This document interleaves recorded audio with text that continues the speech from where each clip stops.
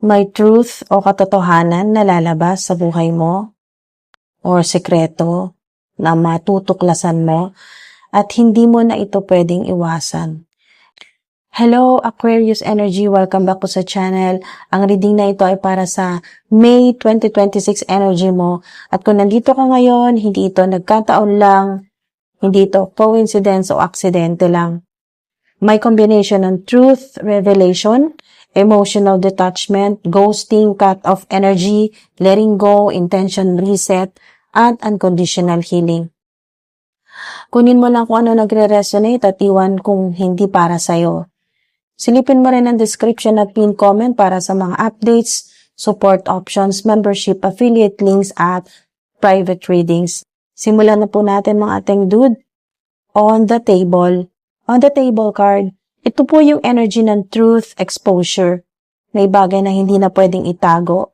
Pwedeng relationship issue po ito, emotional truth, hidden intention ng isang tao or ng mga tao sa paligid po ninyo, o nakakasalamuha po ninyo madalas, o situation na matagal mo ng kutob.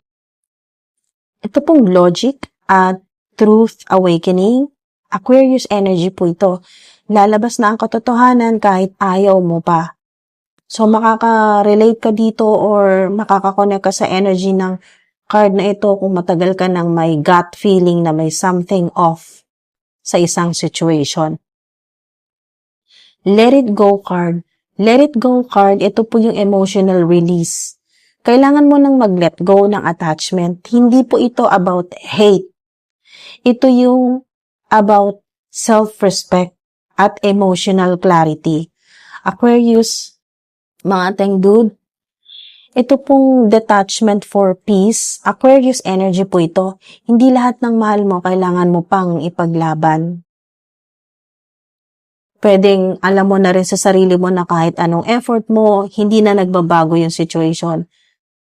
So makaka-relate ka lang dito kung paulit-ulit ka nang nasasaktan pero hindi ka pa rin bumibitaw. Ito naman pong about to reveal card.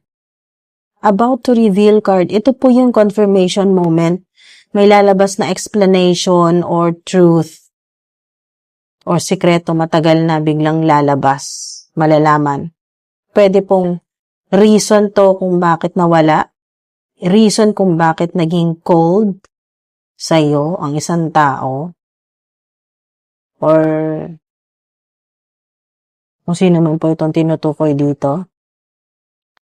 Pag napanood mo to, may idea ka na agad. Closure message na hindi mo inaasahan. Ito pong communication at clarity, Gemini at Aquarius energy po ito. Hindi ka na maghihintay sa sagot, kusa po itong lalabas. So makaka-relate ka lang kung matagal ka nang confused sa isang tao o situation. Kung parang ramdam mo talaga na merong off sa kanya, something off. Parang nararamdaman o kutob po ninyo na para talagang may mali. Basta confused ka sa isang tao o kung hindi man ito tao, confused ka sa situation. Lost card or ghosted, blocked, cut off card. Ito po yung strongest emotional card. May connection na nawala or pinutol. Pwede pong biglang hindi na nag-reply. Okay naman po sa ilan, ramdam niyo yung emotional distance, cold treatment, yung full cut off energy sa ilan. Ito pong sudden detachment, Aquarius strongest team po yan. Hindi lahat ng nawala kailangang habulin.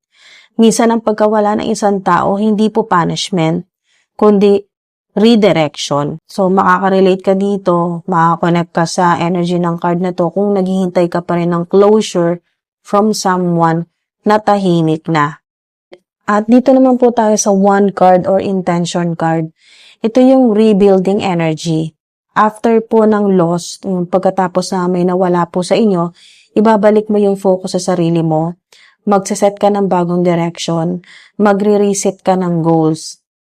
Fire energy po ito, Aries influence. Hindi dito natatapos ang story mo. Mas magiging clear ka ngayon kung ano talaga ang gusto mo sa buhay mo, Hindi na based sa emotional attachment, kundi based sa self-growth. So, makaka-relate ka lang dito sa energy ng card na to kung parang nawala ka sa sarili mo dahil sa isang connection. At ito naman pong unconditional card. Unconditional, ito yung healing outcome. Matututo kang magmahal without attachment. Hindi ibig sabihin babalikan lahat. Ibig sabihin, mas mahal mo na ang sarili mo. Mas peaceful ka emotionally. Hindi ka na dependent sa validation ng iba. Ito naman pong love with boundaries. Love with boundaries.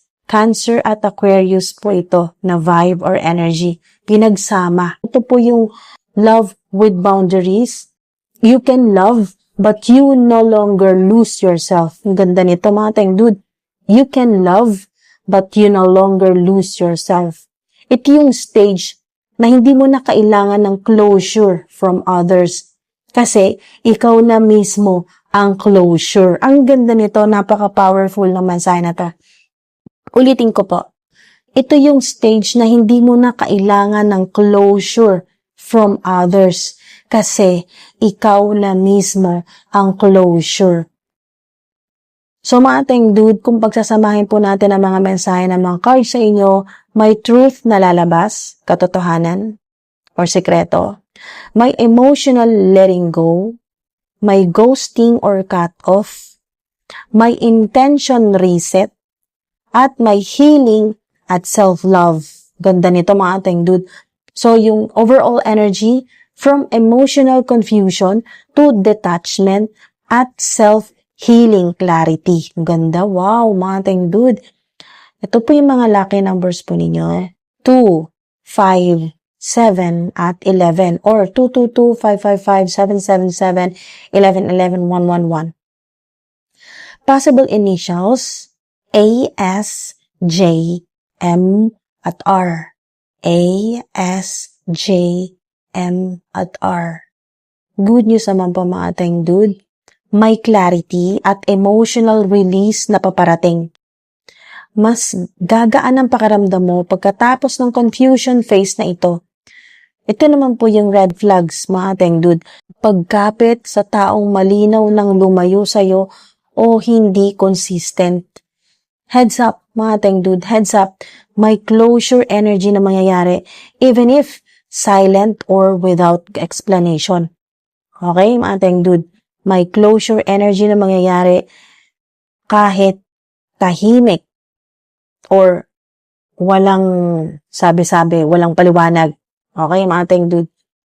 Sa kabuuan po ng reading po ninyo sa mga Aquarius or kahit hindi po kayo Aquarius, kahit masakit ang truth, ito ang magpapalaya sa'yo. Hindi lahat ng nawala ay loss talaga, as in kawalan talaga.